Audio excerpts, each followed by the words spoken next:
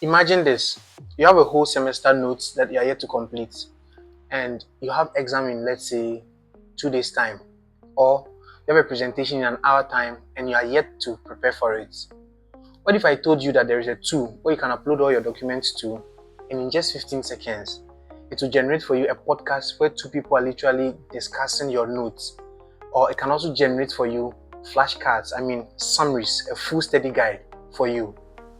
This is not a future thing. This is NotebookLM right now for free. And I bet you most people have not even heard of it before. Today, I'm changing that. Hi, I'm Isaac. And on this channel, we make tech easy for everyone, whether you code or you don't code. Let's get into today's video. So what is NotebookLM? This is the easiest way I can explain it. Think of it like a friend in your classroom who understands everything that the teacher is teaching. And so whenever you need answers to some questions, you just walk straight to them and say, I don't understand this topic, right? And they're able to explain to you perfectly. That is who NotebookLM is, and even better. Think of it like this. You have various sources of information that you want to study. You can upload your video links from YouTube. You can upload websites. You can upload your PDF files, your documents, or even your slides. And it's able to memorize it within few seconds. And within 15 seconds, it can generate for you a podcast where two people are literally discussing your notes, or flashcards, summaries, a full study guide. It doesn't make things up. It doesn't go off topic and start talking about something different. It stays right within the confines of the documents or files you've provided it. It's more like a personal tutor who has memorized all your notes, and it's available at every time. Whether 3 a.m. you wake up and you want to ask questions, you can just say, hi, answer this question for me. And it does that perfectly. Let me show you. So there are several ways you can reach NotebookLM. You can go to Google and search for NotebookLM, and in the search results you will find NotebookLM, right? That's the very first one. If you are in confusion, you can look out for notebooklm.google.com. So we click on it, and we're going to make use of the try NotebookLM button here. So I click on that, and it will take me straight to NotebookLM. Now all you need is a Google account, and I'm sure most of you have Google account. If you don't, you can visit google.com and create an account for yourself and come back to NotebookLM. So once you get here, you get this welcome to NotebookLM. This is the very first time I'm using it. This is a fresh account, right? So you'd have to accept. This is about how your data is protected. So you can say keep me updated. That is if you want them to send you promotional notifications. I will uncheck that and say okay. Now the very first part is asking me to provide sources for what I want to learn. So this is where if you have notes, you can upload it. If you have a YouTube video, you can upload it. In this particular demo, I'm going to use the World War I. Is it weird? I just love I want to understand what happened in the past, right? So here I will search for World War I PDF, and let me glance through. I see the origins of World War I from Cambridge University. I will download that particular PDF, and yep, so this is the PDF, the origins of World War I. There are 25 pages in it. I'll just download it from here, and let me rename it World War I. So here I'm just trying to get my document, nothing much here, and I'll just leave it that way. Then I'll go to YouTube, right, and I'll search for videos related to the World War I. So in YouTube I'll search for World War I. What am I typing? So I'll do World War I, right, and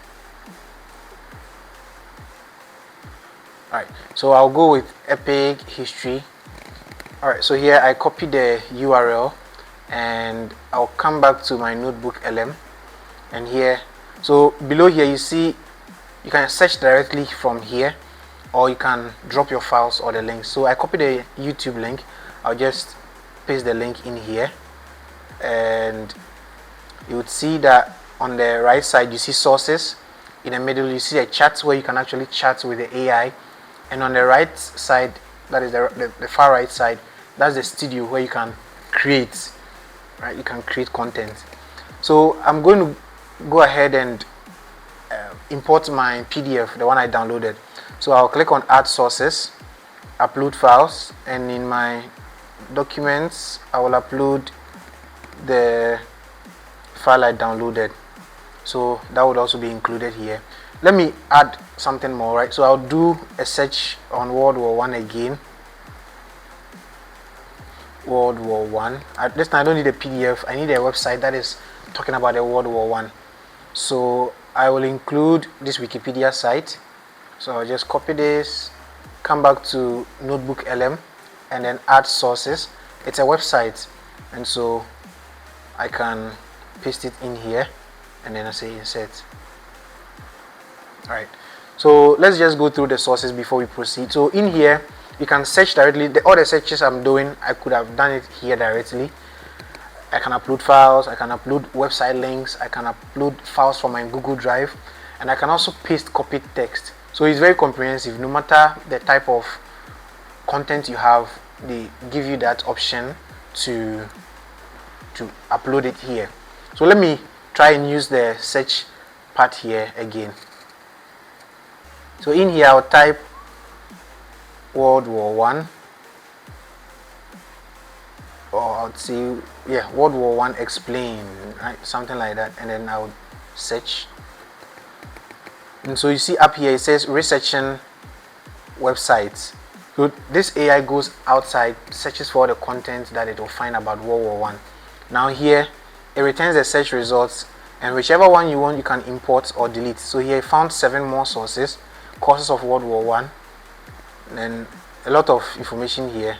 We already added the Wikipedia one, so in here I'll just import, right? I'll import all of them just for the demo purposes. So it loads all of them. If I zoom out, you see all of them have been imported, right? So from here I can go ahead and chat with my AI for questions. I can ask questions, I can ask for clarity and everything. So let's say I go on and ask which country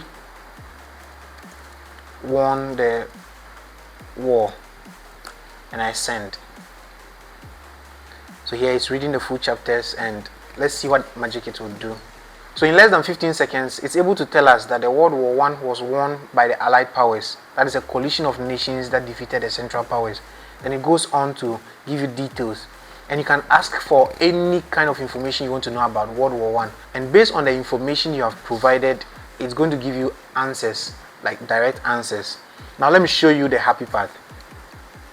On the right side here, that is in the studio side, you see audio overview, you see video overview, you see reports, we have quizzes, data tables, infographics, flashcards, mind maps, and a slide deck.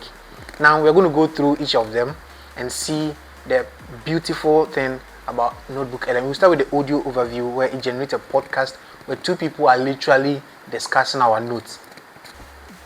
So I click on audio overview. Then here there is a format that you can actually pick from, whether you want a deep dive, you want it brief, you want a critique, or you want a debate. So here we'll go with a deep dive. We'll just go with the default, a deep dive. So here we're going to have 2 hosts who will be discussing our notes, and if you want a specific portion of your notes or that you want the host to focus on, you can do that here. All right, so we will leave that open, and the length we will leave it as default, and then click on generate, and based off of the information we'll get an audio overview. So here it says generating audio overview, and I'll pause the video for a few minutes, and once it's done we'll continue. So the audio generation is done. Now let's check it out with the interactive mode. So I'll click on interactive mode here, and I'll allow Google Chrome to play, and I can use the play audio here. I can also download it, but I want to show you the interactive mode where you can come in and ask questions, right, when the 2 hosts are having a conversation. So I'll click on play. In 1914, military generals were they were riding onto the battlefield on horseback, like quite literally carrying swords. Yeah. And then just one single lifetime later, military generals were orchestrating the drop of atomic bombs from, 30,000 feet in the air. It is the absolute definition of a technological and moral whiplash. I mean, the scale of human violence evolved so rapidly that human psychology and certainly military strategy simply couldn't keep up. Right. Well, welcome to a rather ambitious deep dive into global conflict. Our mission today is to chart this terrifying Do you want us to continue, or you want to hear me talk? I bet you don't want to hear me again. Let's continue. rapid evolution of warfare for you. We're looking at how the so-called war to end all wars completely shattered centuries-old ideas of combat and, how those incredibly painful lessons dictated the strategies of the pivotal battles of World War II. And we got a lot of ground to cover. We really do. We are pulling from a massive stack of sources for this one, including a really comprehensive historical overview of World War I, featuring insights from a Cambridge University press text. Yeah, that one is incredibly detailed. And to understand the aftermath, we are pairing that with a curated list of the 10 most influential battles of World War II. And that's from the Edenkamp Modern History Museum. It's a heavy stack, for sure, but crucial if we want to understand the modern world. Okay, let's unpack this. Yeah. Because the sheer scale of this history is overwhelming, and to really understand how World War I changed everything, we actually have to start with a bit of a reality check about the name itself. Right. We call it the First World War. Right. But according to the Cambridge text and our sources, So I'll pause here. I want to find out if Ghana actually participated in this war. Let's check it out. Our sources, it actually wasn't the first at all. Oh wait, someone wants to join. Hey, go for it. Yeah, I want to find out if Ghana participated in the war. That is a fantastic question and one we absolutely want to address right now. Yeah, thanks for jumping in. That connects directly to something we were just about to discuss. Because the answer is yes, absolutely. Nana, which was then the British colony of the Gold Coast, played a crucial role in World War I. It's vital to remember that all the major powers of Europe dragged their entire empires and colonies into the war. Our sources specifically detail extensive fighting across Africa, especially involving the German colonies. Troops from the Gold Coast and other British colonies were mobilized almost immediately to attack neighboring German territories. For instance, they were crucial in the campaigns against German Togoland, which bordered Ghana, and later in the long, brutal fight for German East Africa. And it wasn't just troops. The colonies were essential for the war effort back in Europe. That's a key point. Geologists like Albert Kitson were actually sent to the Gold Coast to find new deposits of essential minerals. Like manganese, which is used for... Now I'm going to ask the last question, and then I'll slot the rest of the audio in for you to enjoy. Providing necessary manpower and resources. And this global involvement is exactly... Yep, go on. Who won the First World War? That is a fundamental question, and thank you for asking it now. Yeah, that brings us right to the result, which is crucial context. The Allied powers won World War I. The Allies included countries like France, the UK, Russia until 1917, and later the US. They ultimately defeated the Central Powers, which were Germany, Austria-Hungary, the Ottoman Empire, and Bulgaria. The war officially concluded with the armistice of November 11th, 1918. However, if we connect this to the bigger picture, the victory came at an unimaginable cost. Over 17 million people were killed in the fighting. And as we'll discuss later, the peace imposed on the losers, especially Germany, set the stage for the next global conflict. So while the Allied powers claimed the victory, the war's aftermath left Europe totally destabilized. Exactly. The final formal end of the war only came later with the treaty. Yeah, I have another question.